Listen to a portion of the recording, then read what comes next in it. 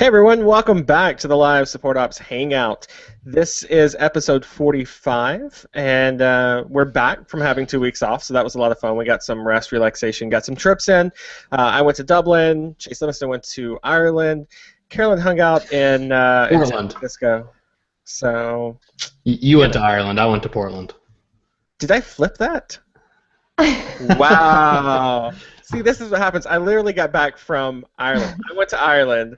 Chase Livingston went to Portland. I got back last night late, and my body's still adjusting from all the jet lag and everything. So if my questions aren't up to par this time, like I've tried to get some good ones ready for us, but, we'll see. Speaking of, Chase Livingston, how was Portland? Portland was good. I'm glad to be back home, but Portland's weather was a lot cooler and nicer than what we have here, so I enjoyed it.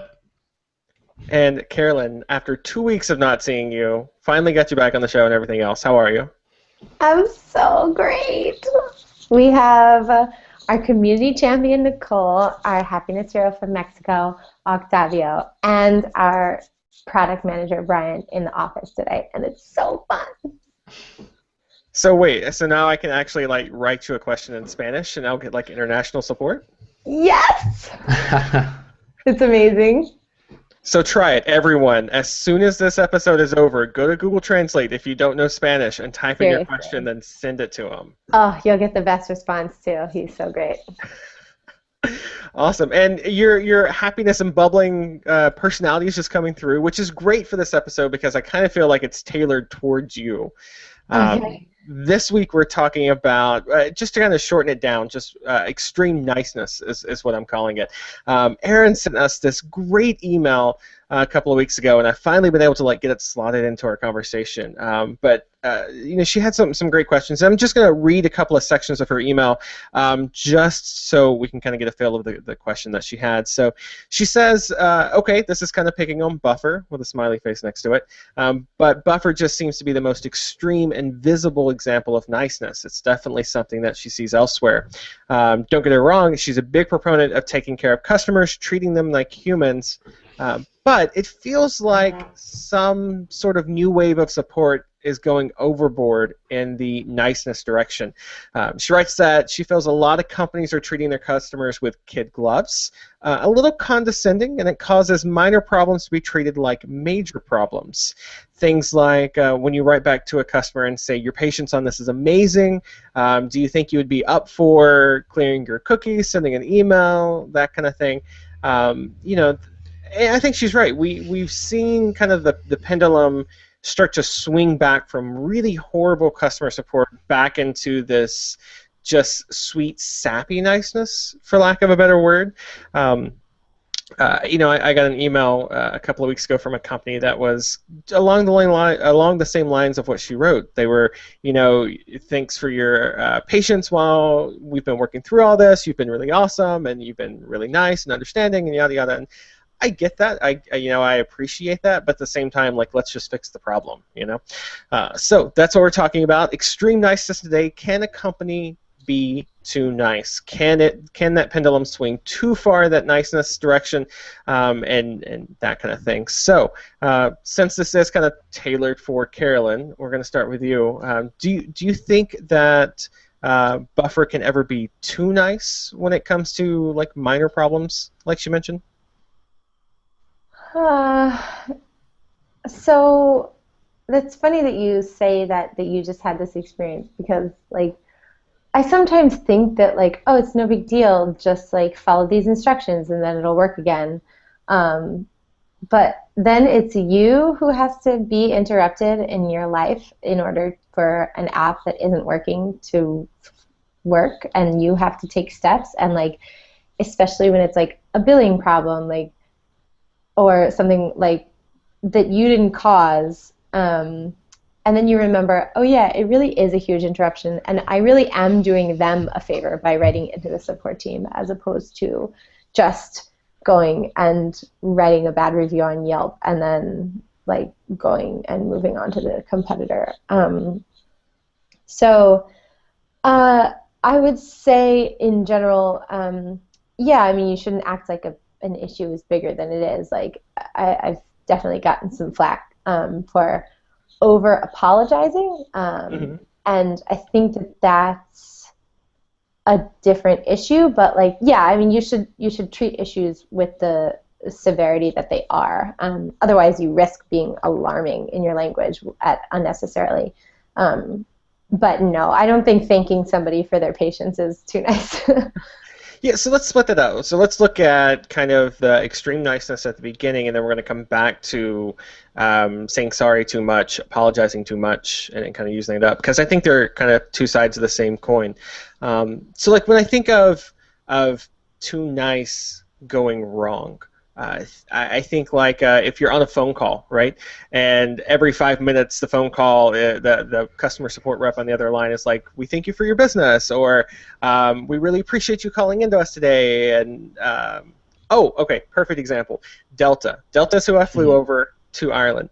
Delta thinks their Sky Mile Club members, their Platinum members, their Diamond members, a total of no less than 6 different times on your average flight, or at least the flights that I've been on. So whenever they start boarding, they make sure to be overly nice and be like, you're going to use the red carpet, and you're going to get Sky Priority Access, and you're going to, you know, have clouds open up and guide you onto the airplane with unicorns and everything else. Then you get on the plane, and they welcome you again, and then you're cleared for takeoff, and the pilot just wants to let them know again, hey, you know, thanks for being awesome, Sky Mile Club, whatever they are. And then when you're in the air, they're thanking them again, and then when they're getting ready to land, they're thanking them again. It's just kind of like, yeah, that's cool and all, but do you think companies like Delta and that kind of thing, when it's over and over and over, thanks for being who you are, thanks for choosing us, thanks for sitting through this situation, like, is there ever too much of that happening in conversations? Is that one for me? Yeah, go for it. Yeah, I definitely agree with what you said at the beginning, which is like, okay, you've thanked me, now let's just fix it. So, yeah, it seems like that description you just, and I especially in a situation like that, because when they come over the loudspeaker and pause the movie and blast through the headphones and all that is on my overnight flight when they wake me up. Yeah, that's arguably a worse experience than not hearing it at all. But yeah, it's 4 paragraphs about this, that, and the other thing, and then the end says your patience has been legendary because you've gone back and forth with them 6 times and the customer is still not screaming you into the dirt. I think that's appropriate. Sorry, Erin. Yeah, so Chase Livingston, what do you think? Is there, when you have live chat going on with WordPress customers, does it ever get, you know, like too nice? Do you ever have to rein back in the, you know, thanks for that information, and can you try this, and you're really awesome for trying that kind of thing? Yeah, I think live chat might be a little different because you know, you're trying to basically just get the issue answered quickly, and you don't want to like overwhelm them with all kinds of different messages that they have to read through. So, you know, in an email, somebody might not mind reading, you know, a paragraph response or something like that, but in a live chat, that, you know, that might not even show up all in one window on their screen, depending on how big they have their little live chat window. So you really have to be careful and maybe only send, you know, a couple of sentences at the most at a time or something like that. So you definitely have to really balance the niceness and the friendliness with, you know, just solving the issue and that kind of thing. So it's definitely a little bit different in that way. But I think there's still, you know, a way to show your personality and to thank the user for, you know, being a user of your product and contacting you, and you know, apologizing if it's necessary, while not like overwhelming them with just all kinds of responses when they ask you, you know, one potentially simple question. Yeah, and a lot of times with an interaction that, you know, I feel like, especially with bigger companies, so if I had a live chat experience with AT&T the other day because I was looking at switching from them to Verizon because it's crazy. Anyways, so I was a live chat experience with them. The rep was really, really nice, but to convey that rep's personality, they used a lot of the smiley face emoticons and that kind of thing, and just overly,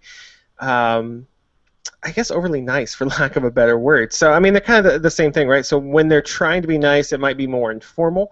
It might be lots of emoticons and smiley faces and that kind of thing. Carolyn, do you think that you can ever go too far in that kind of situation with email? Like, ever use too many smiley faces or use too much informal language? Yeah, so this is a good one that so you know my general philosophy on emoticons, which is You get what, two? barely fit enough into a email. Oh no, one per sentence is my limit. So there's basically no limit. However, so I think this is cultural a little bit, and by that I don't mean company culture, although that's actually true too, but I actually mean sort of geographical. So we have a couple of folks on the team from the UK, and that particular area and that culture in particular seems to not really feel that way about, like, they don't really want that. They in general, as a rule, not certainly not, I'm sure there are many exceptions, but We're only, like, giving a generalization for the entire country, that's all. yeah, like immigrants for multiple countries. Yeah, like, or is that considered one country? Ireland and England. Anyway, I'm going to get so many emails. I'm going to get so many emails about this. It's not, right? It's multiple countries. But then you said country, and then I doubted myself. Is it one country? We're just going to keep going because we're going to anger somebody. Just okay. Keep going. Anyway, I'm going to anger somebody with this statement anyway, probably because it's a vast generalization. But the point is, like, we've been advised that from these team members in particular and other customers that that's not really the way to build rapport with those types of people. Like, maybe a little bit more like dry humor or sarcasm and stuff, and like that's not really the way we do things. And so we do have that discussion from time to time, like, is it more appropriate to try and speak to the particular culture and language of the region that we are emailing with, or and we haven't really come to a great answer on that one. I can tell you for sure there are like 3 or 4 customers who specifically write in and say, I don't want any puppies, I don't want any rainbows, no sprinkles, just give me the facts. And we do it, and it's hard. But we do it, and in those situations, if you know that there are customers like that, like specifically who don't like that kind of talk, then yeah, it's being too nice if you do it anyway. But yeah, I think it's pretty rare, and you usually learn them. And we are sort of an informal, bubbly, happy company, and I think it's okay to sort of stick to your company culture within reason. Obviously in the situations of the individual customers who we know their names, that it's good to give them how they respond to it. But yeah, so I guess it is possible to be too nice, but in general, I think it's good to stick to the way you communicate. It sounds like Buffer needs a Google Translate option where it takes from niceness into like just the facts, ma'am. Like it strips all the unicorns out. Yeah, that would be a cool extension. I need a Chrome extension for Help Scout that does that. Yeah, and so you bring up a good point. Mimicking whatever they're giving you, right? So if somebody is really bubbly and extremely nice and that kind of thing, mimicking that and giving it back to them, which is kind of one of those things like we teach new support reps, like from day one, use the same kind of thing that you're getting, right? Chase Livingston, do you see that with live chats too? Like, obviously you're probably not handling lots and lots of live chats from other countries, that kind of thing, but do you find that your tone changes depending on customers that you have from different countries, like Caroline mentioned? Yeah, and really, even try to gauge it, by the customer. A lot of times, I'll start out a chat with something like a hi there, how are you doing today, or something like that. And sometimes somebody will say, hey, I'm doing great, how are you? And in that case, I'm like, hey, I'm great, thanks for getting in touch. How can I help you? And then sometimes people just say good and then go on with their question or something, and they're obviously a little either in a hurry or just not as interested in, the friendliness. And so then maybe I'll kind of curtail my response a little bit and just get down to the point and get them on their way. So I kind of definitely try to gauge how how the customer's feeling based on how they're speaking to me and that kind of thing. And it's definitely, you can tell country by country, but sometimes, people kind of break out of that mold for what you might think that their culture would talk like or how friendly they would be. So just really from customer to customer, it can be different no matter what. Yeah, and sometimes, for me especially, I want that differentness, whatever word you want to use there. Like I said, still getting over the jet lag, so some of my words don't make sense. But I was thinking about, no, it's horrible. But I was thinking about, I guess a couple of weeks ago before we left for the trip, I was running through Taco Bell because it was like really late at night, and that's the only thing that's open around here, and the food sucks, but it is what it is. So when you go through a Taco Bell drive-thru around here, or at least ours, so like the one here in the town I am, and the town next to us too, because I've been to that one. You pull in the drive-thru, and the first thing they do is they say, "Hey, welcome to Taco Bell. How are you doing?" And me being a Southerner, I'm like, "I'm great. How are you?" And then you have to wait for them to respond how they're doing, and then you'll say something like, "Oh yeah, that's good," because there's that awkward pause now. Like, all right, do I start my order? Do I need to wait? And then they say, "What can I get you?" And then you do your order, and then they repeat it back to you. And like, the whole point of the drive-thru is to be fast and easy, right? So like this whole conversation is happening between this intercom and me, and I'm like, okay, this is just weird. I want to pull up to a Taco Bell and just order. I'll ask you how you're doing, like when we get to the window or something. I'm shaking my head at you, jeez. Okay, so Carolyn, when you pull into a Taco Bell, do you want to know how they're doing through the intercom? Oh, I don't know. I just, it is interesting because, so I worked for one summer in a finance company in New York City.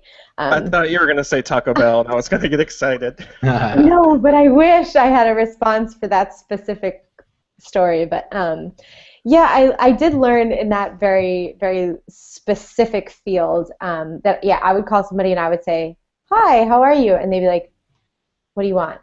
Like it was considered rude to start out with "How are you?" because it wastes time, right? So yeah, I mean, I do relate, I guess, on some level. I just think it's funny that I think we've reached a very good level of service if to asking someone how they are is considered like annoying. Like we're doing great as an industry if like that is the problem that people are having with us, that we're asking them how they are and then like it takes an extra 45 seconds. Yeah, and I think, when you get to the point of wondering if you're being too nice, then you're probably doing things right. Like overall, you're in a good spot. You're worried now about the little bits, the details, the minute things that make the experience just a little bit better, make it stick out just a little bit more. And it worked, right? So like Taco Bell, that's the one example I have for a drive-thru. Nobody else does that. Okay. I will say Chick-fil-A does this too. If you've ever been to Chick-fil-A, they always end everything with "my pleasure." Like it never comes across as cheesy or too nice. It's the perfect little capstone to the experience that you have with them. So let's move away from food examples because that's just yeah. So we were talking earlier too about apologizing too much, right? It's kind of the same.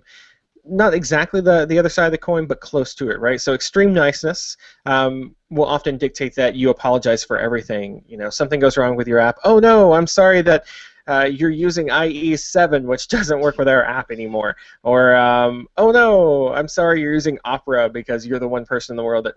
Don't send me emails about if you use Opera.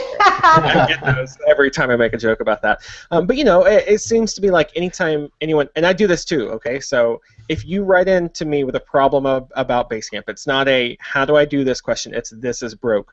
The very first thing I say is "I'm sorry for that trouble."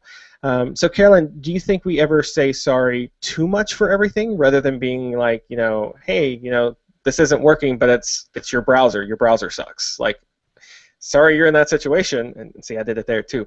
But do you ever think we say sorry too much? So I need to write a blog post about this. So give us the first draft. At UserConf, we had a really interesting discussion about this. And it was several people around the table telling me that that they don't want to hear the phrase "I'm sorry" unless the person assisting you specifically should apologize to you for something that he or she did. So just to like be clear on that one, so if your team rolls out a new feature that doesn't work right, then they were saying that in that case the support rep shouldn't say they're sorry because it's not them who rolled out that bug. Right. Okay. And so I was not agreeing with this, and the sort of the punchline of it is that we got to the point that it was very clear that, yeah, it's not always I personally am sorry for something that I did to wrong you, but it's a really awesome way to say I feel your pain and I hear you, in a way that is somehow way more human than literally using the phrase I hear you. But not everybody at the table agreed. Several people said I would rather hear I hear you, and I felt like I would rather hear I'm sorry. So no, I think it's appropriate to say I'm sorry. And I wish Jeff were here for this because he said that I say I'm sorry too much also, not just that we as we buffer say it, but that like I say it, and I was like, no, I don't. And then 10 seconds later, he reached for the ketchup, and I was like, oh, sorry, I had that too close to me. Like, he's totally right. I say it when I don't mean I personally really, truly wronged you, but it just means, like, I wish that you had a better experience there and you didn't have to experience that discomfort. So, yeah, I personally don't think that it's overdone. I think that it can be overdone, but you have to be kind of extreme with it. But I recognize that not everybody feels that way, that it does start to sound a little bit empty if you just throw it around excessively. Like I said, I use it a lot too, and just like looking back over the past week of the travels that I had and the people I interacted with as a customer, like I was I come back to Delta all the time just because I was on a plane with them for like 18 hours, not 18, more like 14, but still a lot. So they were running a drink cart down the aisleway, and there was turbulence going on, and it's bad when the pilot comes on the intercom and says, "Flight attendants, take your seat," because we're going into some bad turbulence. And it's like, oh, holy crap, okay. And like you see that look on the senior flight attendant's face where they're like, okay, sit down now, and strapping in with their 5-point harness and that kind of thing. As they were rushing to get the carts back down the aisleway, one of them like hit my elbow, and the first thing out of my mouth was, "Oh, I'm sorry." And it's like, I guess, it was one of those, like, sorry I was in the way, it's my own fault, and it was more of a, I don't know, it was like, I didn't want them to feel bad because they didn't see my elbow, it's my own fault, right? Like, they can't see this big cart, and all the elbows in the way and all. But yeah, like, my first instinct is to say that I'm sorry for whatever situation is going on, not necessarily like, for the bug example that we were talking about, not that I rolled out this bug that caused the problem, but I'm sorry that this situation has happened that we're in now, and we're going to work to get it fixed. Chase, do you find yourself saying sorry a lot with live chat? Not so much. Maybe I'm just a Scrooge or something like that. But sorry, don't spit out your water, Carolyn. That's the time when you want to watch the YouTube videos. That's why videos are perfect for this. Yeah. Caught her at just the right moment. Scrooge. I guess I don't know. I just, for some reason, I don't find myself doing that, and maybe it's the type of questions I get. Don't necessarily seem like they warrant a sorry. I mean, there's definitely times when I do if it's a bug or something like that. But there's just not that many times that bugs are discovered and first reported over live chat. Usually, for some reason, those tend to come in via email or something like that. I don't know what. I don't have any hard data on why that is, but so I don't find myself having to do that as much or as much as I would if I were answering tickets on a day-to-day basis. So no is the answer that I probably don't say sorry as much as you guys might in email day-to-day. Yeah, and so with me, a standard sorry reply happens when like there's a problem. There is trouble happening, that the situation just is a bad one for whatever reason. I've interacted with, again, like AT&T and Verizon comes to mind because I've been dealing with them in the past couple of weeks. And I would find sorry happening. They would say they were sorry because something wasn't easier. Carolyn, I don't know if like Buffer does this or if you've seen anybody do this, but if I couldn't find a specific answer on the site, the email would open with like, "I'm so sorry you didn't find that answer," which that felt weird to me. I don't know, like Carolyn, have you ever seen that before? Well, we don't really encourage people to find their own answers, so no. Which is a whole nother hangout that we're That's a saving whole nother for. hangout. But okay, so the really interesting one that that came up that they were talking about at the lunch was most specifically like, okay, so bugs, yeah, okay, if you want to be apologetic on behalf of the company, that's one thing. I get the point that. that yeah, the one that they were sort of really driving home that I totally see, although I still say sorry in these situations, is feature requests where you're saying no. And so the example was like, you shouldn't say I'm sorry because you're not sorry, because what you're really saying is no because we've thought it through and there's a legitimate reason why we're not doing this. And I hear that. I personally still think like, either way, I'm sorry that you are frustrated by the answer that I'm giving you, or that you are disappointed, or that this isn't going to turn out the way you want. I'm still sorry for that, no matter the reason. Yeah, I think in that situation, they could totally be sorry that you didn't find that answer, that they didn't word the FAQ correctly, or that they never added it. Like, if you tried to find the answer yourself and they encouraged that behavior and you didn't find it, that seems like a legitimate reason to me to be sorry. But yeah, I could see. I'm the sorry queen. I could see throwing that in at like the end of an email. So one kind of a phrase that I've seen used before. I have no luck with it, but one phrase I've seen used before is, I'm sorry. I know that's not the answer you wanted to hear, but I wanted to be honest with you so that you would know what your options are. For me, that's a straight like. People just get pissed when I say that for whatever reason. I don't know what it is. I don't know if it's like my avatar whenever it comes in their email and they're like, "Oh, Chase, come on." I don't know what it is, but I can't use that phrase, but I have seen it used successfully with lots of other people. So I don't know. Maybe I'm just getting the wrong people. If it's not like straight up like there's a bad situation going on, I don't. Like, if something hasn't happened that's bad, whether it be a bug that got deployed or my elbow was in the way that caused you not to get to your seat fast enough because there's turbulence, like I would say sorry in those situations, but feature requests, no, not really. Just because I don't know. I guess I'm not the sorry queen like Carolyn does. I think Jeff's line. I'm paraphrasing though. I'm not sure that was the exact wording, but. It's got to be close. Got to be close. So yeah, that's kind of what we think about it. Let us know what you think, because obviously our three opinions aren't the only and the final word on the matter. So let us know. Can you ever be too extreme with your niceness? Can you ever say sorry too much, or do you find that it's just not used enough? Let us know. I'd really love to hear other people's opinions on this one. Yeah, send us an email. All of our emails are going to be in the show notes. You can tweet at us on Twitter. Again, all of it's going to be in the show notes, so let us know what you think on those. Now, we don't have Jeff, so Chase. Oh. Yeah, okay. So, stalling. Oh. Working on it. Okay, so while he's thinking about that. Got it.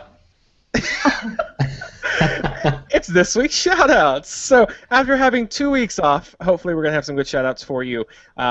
We've been thinking about them and using them and trying new things and all that kind of fun stuff. If you haven't seen the show before, shoutouts are the things that we just absolutely love that's making our lives a little bit easier this week or last week or anything like that. These are the ones that we want to shout out from the rooftops and from the mountaintops, just to let everyone know that this one is so amazing that you have to try it.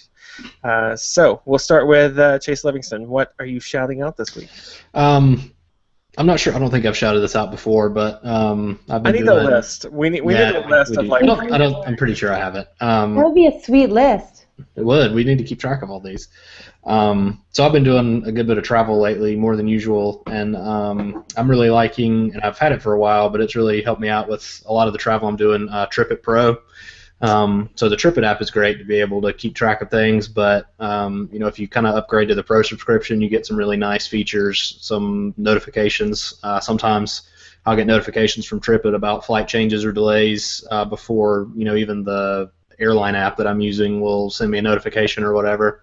So it's just really handy to be able to have and keep track of confirmation numbers and flights and hotels and all that kind of stuff.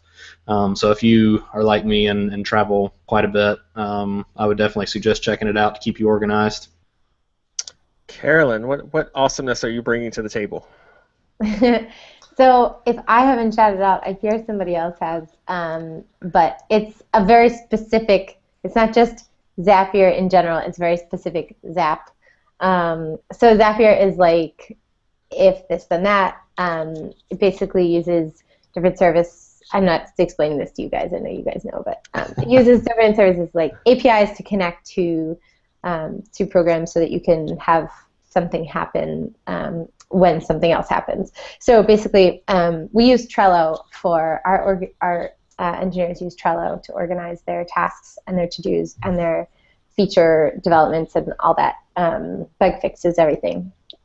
So I have subscribed to the board before, but it's really, it means like upwards of, it's dozens and dozens of emails per day, which can be a little bit overwhelming. So I set up a Zap to only notify me when a card moves from to do to doing or doing to deployed, as opposed to every time anything happens on the card. Like I would get an email when Brian adds Michael to the card, and then when Brian adds Colin to the card, and then when Colin comments on the card, and like you get so many notifications, so it almost is impossible to manage. And the Zap works really well, and now I'm on top of Trello without having hundreds of emails. So I want to recommend that if your team does uses Trello, or I'm sure it's good for whatever service that they use, and it's super useful for knowing in advance what's happening and not having to find out from your customers. Yeah, and just another plug for Zapier in general it's fantastic, absolutely fantastic. It connects just the most random things sometimes. Like my workflow is kind of weird, so like I'm not always checking my email. I check it at like certain periods during the day. But if somebody writes in about our show or any of the other podcast shows, that kind of thing, I want to know about that email right away. So when an email hits Snappy, it triggers a Campfire notification for me and sends me a text message just in case I'm not in Campfire. So Wow. it's like instant. Here it is. Love Zapier. They're awesome. My shout out. I give them grief earlier in the show, but Delta is one of the best airlines to fly if you're going overseas. Agreed. Check-in was fantastic. They didn't lose my baggage, which is a miracle in itself. And one of the cool things with flying to Ireland was in Ireland, in Dublin, the Dublin airport, you can do customs pre-clearance. So like you do customs in the Dublin airport, and that kind of worried me because I was like, oh my gosh, my bag has to go from there, and it's magically going to end up in my Nashville flight and magically get home without me like having to do customs and that kind of thing in JFK. But they handled it like a pro. It was fantastic. I've never had a bad experience flying with Delta, and their Delta app is one of the coolest ones out there. Not only can you track your bags with it, which gives you, like, for me, it was peace of mind. It's like, okay, my bags are on this plane. I know I know that I need to go to the carousel because my bag's going to be there. It's no like guessing games or anything. And they let you know like gate changes and that kind of stuff. So like we had a gate change, it automatically popped up on my iPhone and was like, hey, your gate's changed, here's your new one, and oh, by the way, here's instructions how to get there. So super handy app, super amazing airline. If you're flying international, or really if you're flying anywhere that Southwest doesn't fly, use Delta. I love Delta. Yeah, that's who I always fly. I had a great experience overseas with them as well. Yeah, same here. Yeah, they're so great that they make you feel like you're in the way when they're pushing their cart. So that's it for us. Do let us know what you think. Can you ever be too nice? That kind of thing. You can, like I mentioned, tweet at us, email us. All that information is going to be in the show notes, which will be up shortly at supportops.co. I'm Chase, and until we see you again next time, have an awesome week.